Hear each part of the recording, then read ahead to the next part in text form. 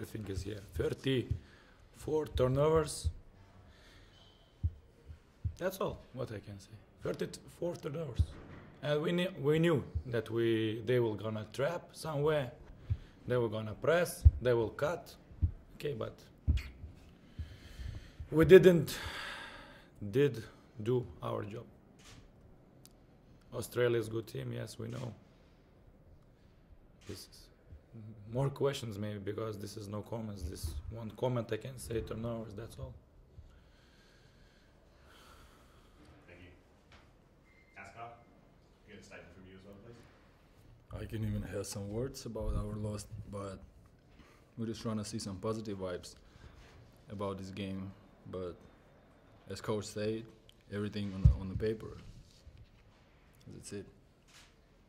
Coach, what was it about the pressing the press that really hurt your guys tonight? What was their struggles with that pressing defense? I told them don't go to the corners. I said that go out everybody, just point guard. When we started to play this, okay, we have no problems. This is everything in the minds, in the head, concentration, that's all. When they're starting to play what they want, okay, turnover, dunk, 3-point. Australia made everything what they wanted. And how can you guys bounce back from this? Do you still see a way for the guys to get into the top 3 and progress? Of course, Australia, this is not our main opponents. Okay, this is the team which can show our level, where we should make a progress. Main opponents is Japan.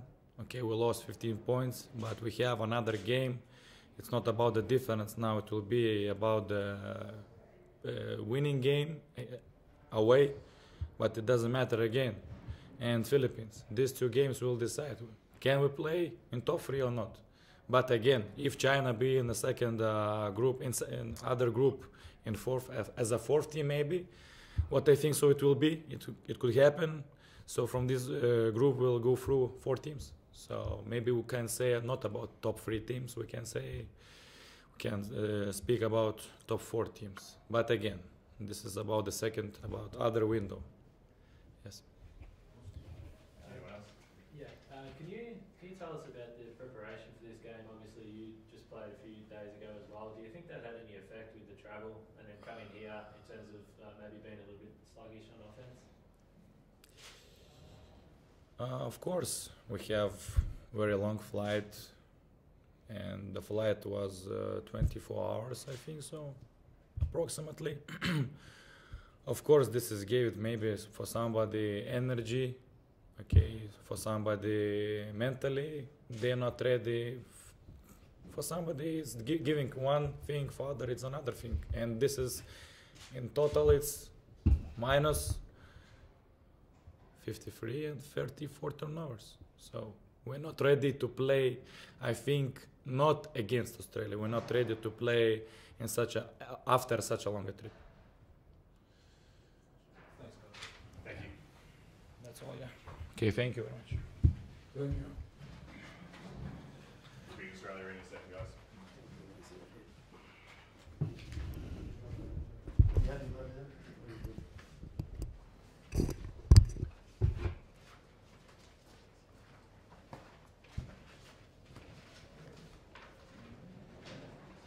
Yeah, before I have a big question, mate. Yeah, you go for it, mate.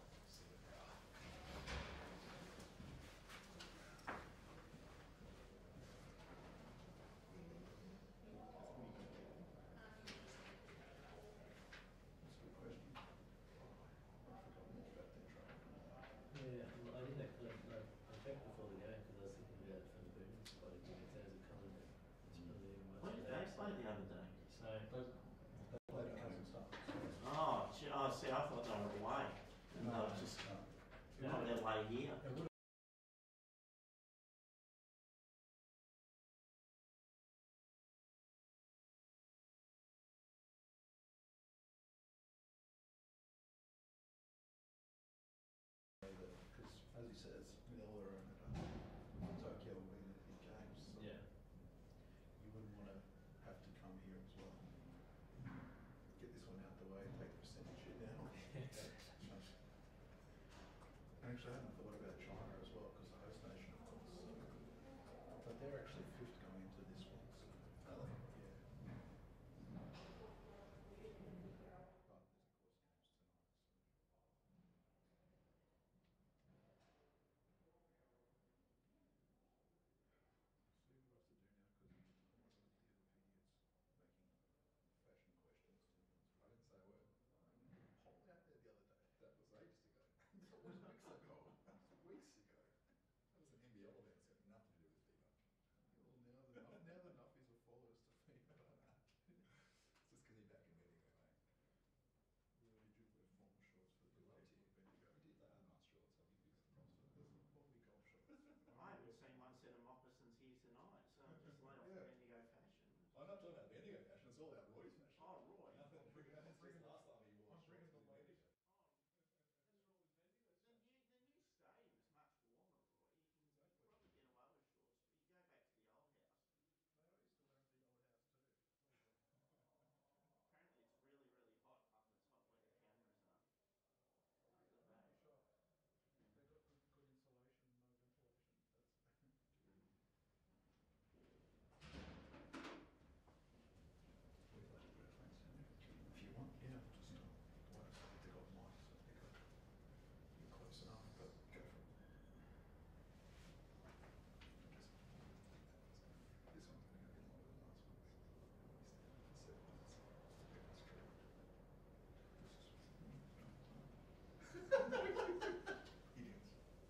The new stadium's much warmer, Roy. You can Exactly. probably get away with shorts, but you go back to the old house. Mate, I used to wear them at the old house too. Apparently it's really, really hot up the top where the cameras are. Up the back.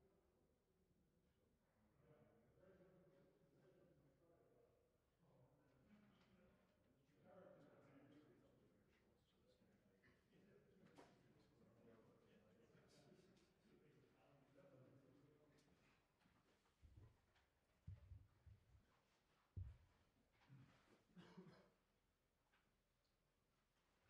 Yeah, that's true. Idiots. You didn't tag me in it. No, CSC's got nothing to do with it.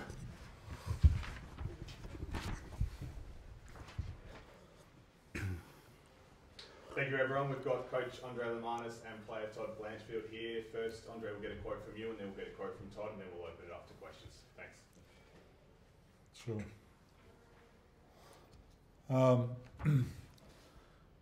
Just obviously really pleased with the discipline and intent with which we went about our business over these two games. To beat anyone in international competition by 50 takes a certain resolve and takes a certain attitude. And I thought regardless of the scoreline, our application and intent defensively was spot on. Like, you know, really proud of the group and the way they were able to maintain that and not let the game get ratty at any point. Like we maintained equality in our performance, which is pleasing and tough to do. You know, to turn them over, does that say 34 times? Like that's obviously a massive stat and a massive difference in the game. But that was, again, you know, part of the scout coming in is that we thought that our disruption would bother them a little bit, and it did. You know, keeping them to 41 points, and Qatar had I think 40 the other night as well. Impressive couple of days, or a couple of games, but you got to say, like, that travel schedule's like really challenging for the players, and yeah, you know, are the injuries are a result of a travel schedule? Who knows? But it's really demanding. And I thought for the challenge of that, the application and intent and mindset was really pleasing. Thanks, Andre. Todd? Yeah, I think as Dre said that you know, our travel schedule was really tough over the last few days, and you know, for our group sort of to come together, we had some, you know, obviously a new face back in this group, and you know, we had a few other new guys come in, and the way we sort of pulled together and you know, were able to, I guess, put two really good performances together as a group was, you know, it's fun to be a part of, and it's you know, to be able to again, as Dre said, to be able to win any game at international level, to be able to win a game by 50 points is, it's shows a lot about our group, that how we are able to sort of keep the foot on the throat and keep going. So we had a big focus tonight of guarding the 3-point line, and I think we did that pretty well.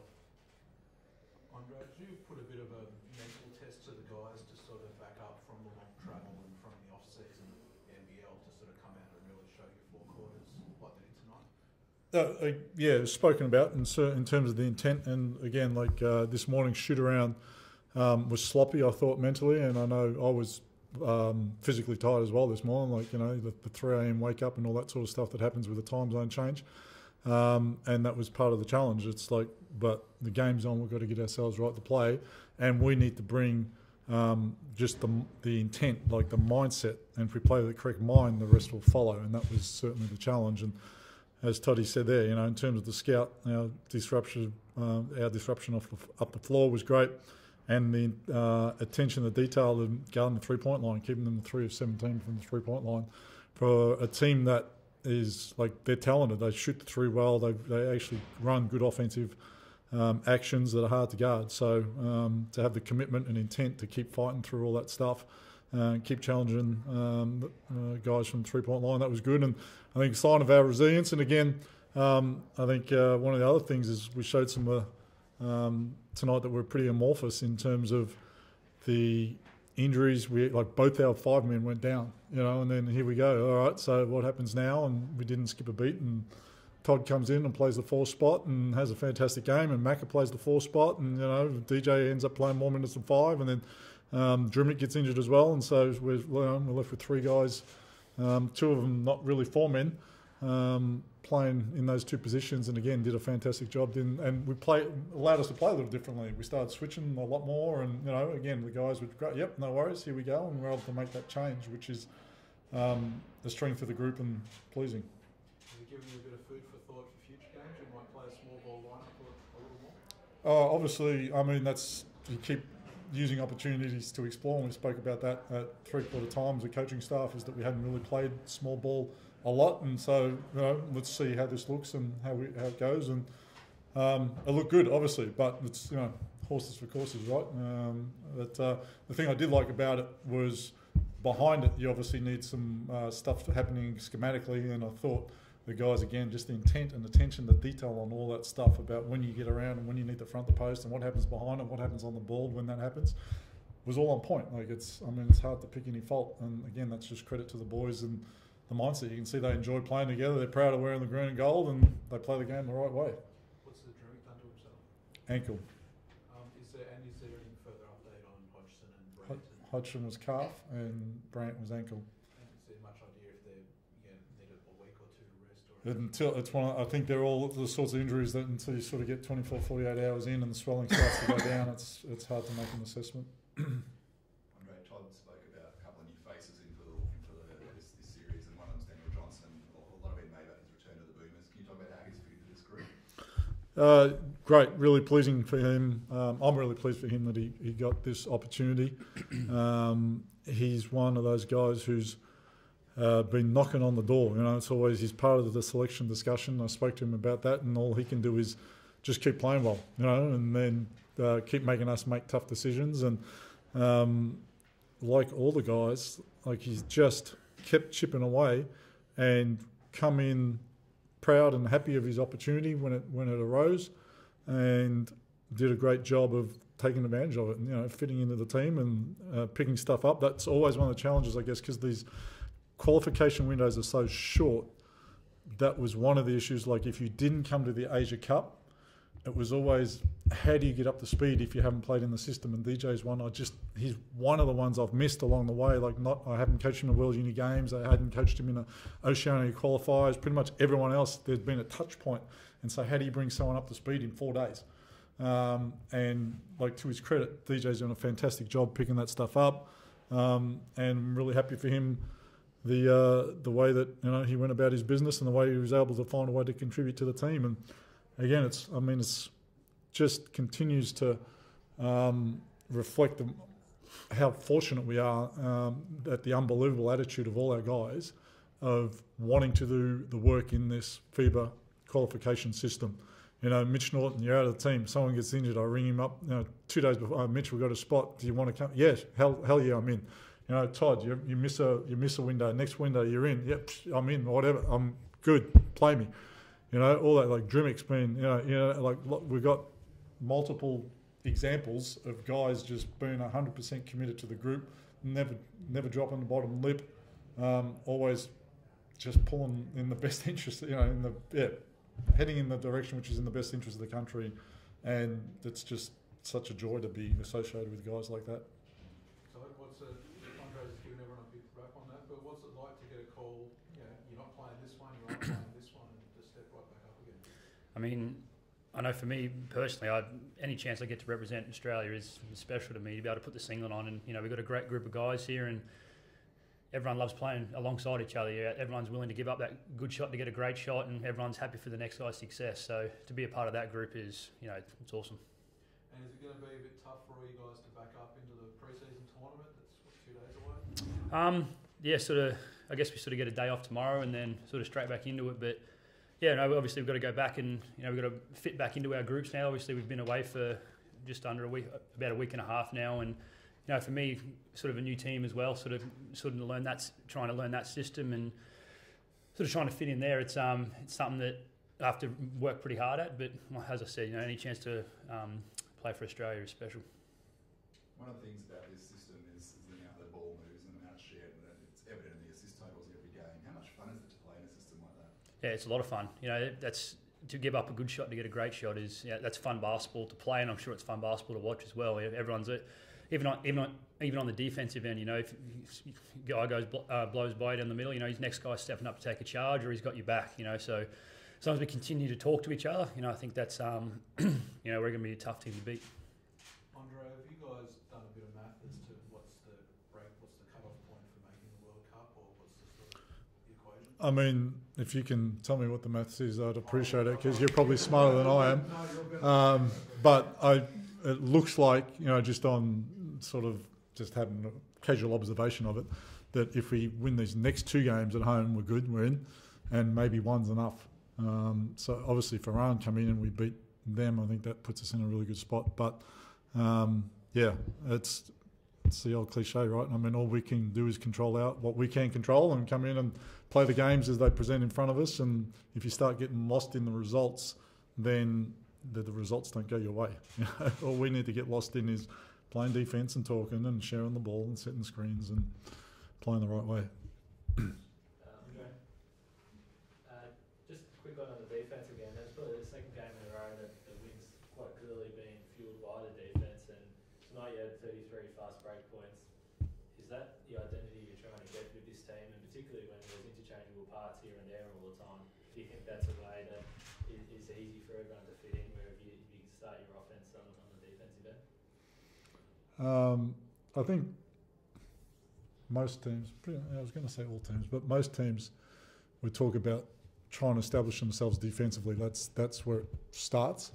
And I think particularly in the FIBA basketball system, because just the way the game's played, there's a few less possessions generally in the games. I